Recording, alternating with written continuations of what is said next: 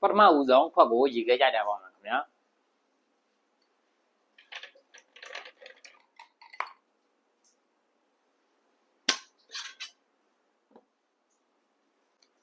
passion fruit ဒီတစ်ချမ်းလောက်ထည့်ပါမယ် whisky 45 ml ထည့်ပါမယ် simple sour 50 ml ထည့်ပါမယ် lemon juice 10 ml ထည့်ပါမယ်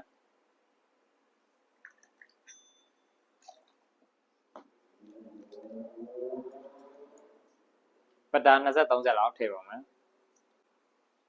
white 20 ml လောက်ထည့်ပါမယ် okay တွန်းချက်လေးချက်လိုက်ရအောင်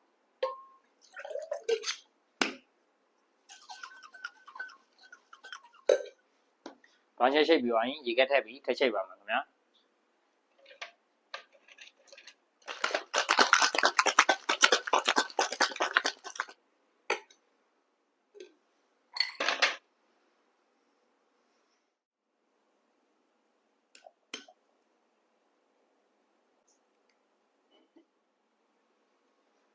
ခါနည်းလေးထည့်ပါမယ်